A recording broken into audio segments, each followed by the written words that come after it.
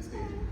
We do have a few minutes left, so I'd be happy to take questions, and I think we have some light runners, so there's a question right back there. The tough questions I'll refer to Chuck.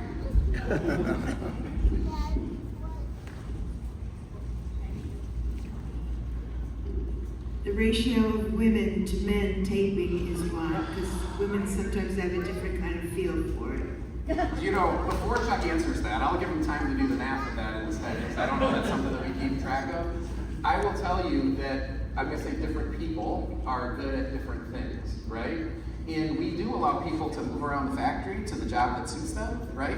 So people will try things and they'll realize, hey, this isn't my cup of tea, I'd rather do something else, right? Where they're not stuck on the same job forever. There's quite a bit of flexibility, which actually helps us as a factory quite a bit, because certainly within teams we rotate, right? So they can do different stuff during each day, but then we end up with a team that knows a lot about the car in total, because they've done a lot of different jobs in the factory. And over time, in any factory that I've worked in, that allows that type of movement about the team, we end up with people finding the thing that they enjoy doing, which means they're gonna do it the best, and you end up with the best result, right? So you're right, different people have different skills, but do you wanna take a swag on what the...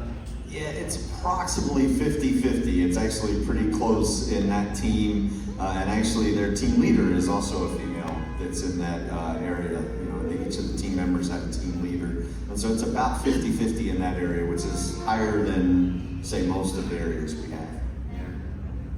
Awesome, we have a question over here. I guess it's right back there. I'll look up front more. Always fun, right? I asked artificial intelligence the other day to describe the Corvette, and it came back, sorry, 14 constraints can't answer that question. Oh, come on.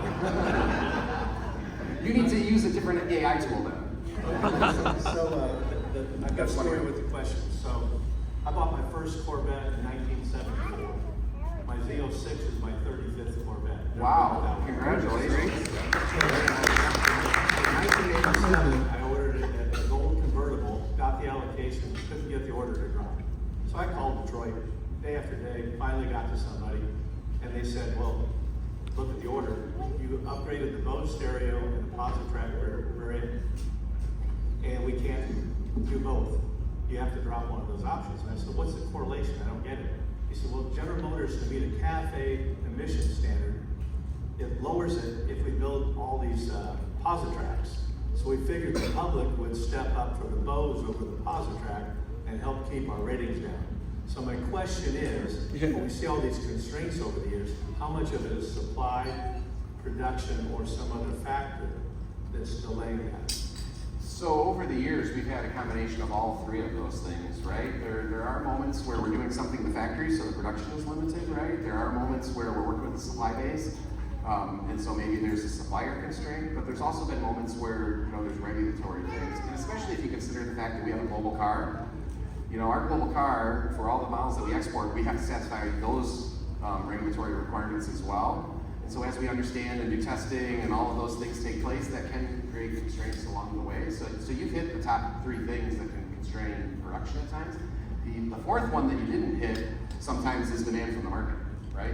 Like, if you're not buying as many as we can make, then you're actually under constraint, for example, right? That could be a thing too. But you've hit the big three ones that impact like the C8 generation for sure. Between certain markets could be paced by regulatory compliance. There's moments where you all love a certain option, so we end up constraining maybe with a part from a supplier. And there's moments where we need to do things to come up with this fantastic training to do what's required next for the factory, so that we can have this fantastic lineup of 6 cars that span from 535 horsepower to 1,064 horsepower, coupe convertible, 10 different colors, right? Name your thing.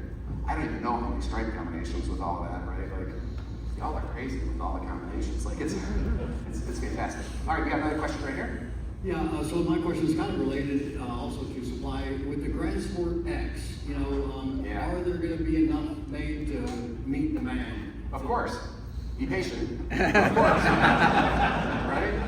Because there was a problem with the E-Ray, there weren't enough allocations and things like that. And we just want to make sure we can get these fantastic vehicles. Yeah, I would say be patient, right? There's always this peak demand right when we launch the new model, right? Because everybody wants the latest model, which I love about you all, but we can't make everybody's order the same day. And I know there are dealers that try to take advantage of that, right? And will try to sell the car for ridiculous sums, in my opinion, above the sticker price. The best thing that can happen to prevent that behavior is be patient, right? These models are going to persist over time. We are going to continue to make them. Get your order in, be patient. We're going to get to it, right? And we do like honor the allocation system, right? We believe that customers, they deserve to be in line where they're in line. And we're going to build the car for them, right? As we can. Oh no, here we go. Mr. Garrett. Chuck, so you're telling me that out of these 6 guys, you have no new hires? I have no what? None of these 6 guys you're going to hire? They're just No, none of these 6. No, we're not gonna take any of them. Sorry. They didn't do it. My real question is it's always a continuing issue to get carbon fiber pieces. How is that coming along? Have you guys gotten any further with being able to access carbon fiber? Yeah, for sure. So, if you think about, I'm going to say, a year or 2 ago, and you think of all the carbon fiber that we offer now versus then, there's way more that we offer to the marketplace with way higher volume. Our carbon fiber suppliers we consider key partners. We work directly with them. We work directly with them from, I'm going to say, the mothership General Motors, right? With people that are camped there and help drive continuous improvement and throughput and quality. But we work with them directly from Bowling Green Assembly as well. As we realize that, our business for you can be optimized by us directly participating with the supplier, people from Chuck's team will go and help, right? Because, what happens with carbon fiber, a lot of paint expertise can help with. We send quality professionals. I will tell you that I personally visit our carbon fiber suppliers as well, because we partner with them, right? We want to drive the improvement because we want to be able to deliver the cars that all of you want. But when you look at it on whole, our situation has improved greatly, and we have a fantastic strategy in place where it's going to improve continuing over time as well. So I'm very confident in that space, and that the road we're on for continuous improvement is very robust. Yep, we have a question over here, I think. So I'm really awesome to see the build your own engine option coming back. I looked it up like a month ago and the price wasn't posted on that yet. Do they have a price for that? I think it's $9,995. Yep, which is a steal.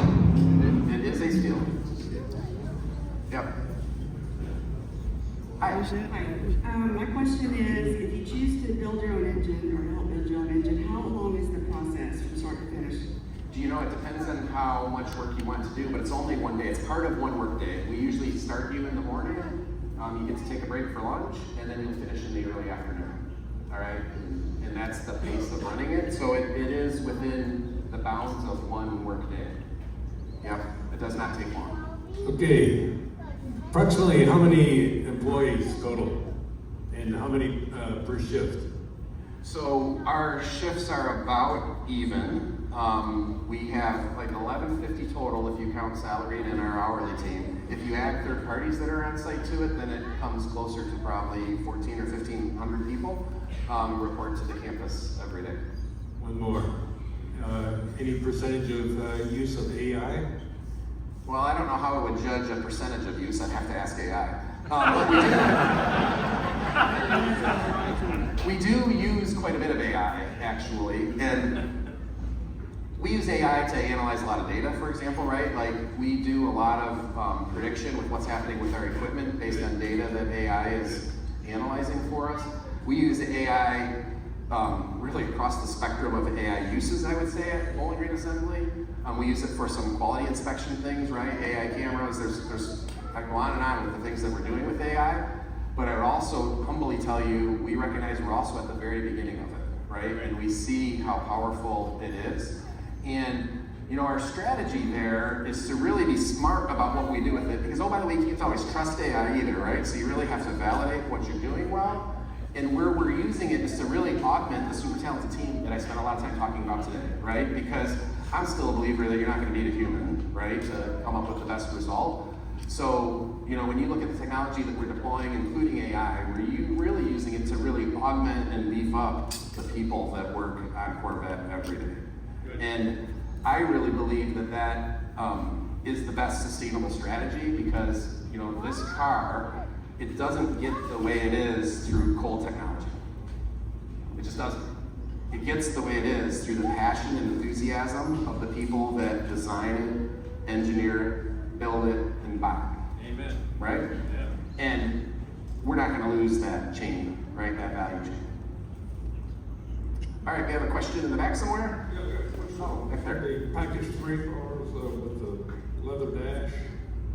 I know a few years ago y'all had problems with the leather lifting from the dashboards.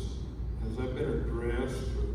Yeah, there was a problem with D-lamp up on the top of the IP. That is correct, yes. Yes, you can rely on your adhesion. Because we didn't let these guys do it. No, I'm just kidding. Yes, that was a problem that we did take care of those cars in warranty, and it is far better. Yeah, that's a problem that's been raised. So the production cars are better. Be confident in buying a car. Yes, sir. Thank you. Yep. We have one right here in the aisle. When do you anticipate plant tours being open for our groups? I do anticipate plant tours being open for groups again. I'm actually not the one that typically announces that. I'm going to rely on my museum friends who they work in partnership with us, and then they're going to bounce it right back. But Ray, we're waiting for you to tell us. Probably. That was my best Mandy Thomas impersonation. Just kidding. She's much more graceful than that. We will have more tours this year. I don't believe that they're public yet, and I'm not up here to make an announcement about that today. But we appreciate your interest. And oh, by the way, just one commercial. If you come to an event like this and you didn't quite get in for a ticket, a great way to go on tour is to be a caboose and volunteer as a tour guide, right? How many people have did that this week to go on tour, right? It's a great way. If you love walking and you love the plant, like volunteer at the museum and be a caboose. That's a great way to see it. All right, one more question, maybe? Oh, well, we'll take the one over here because that's the one I saw at the start.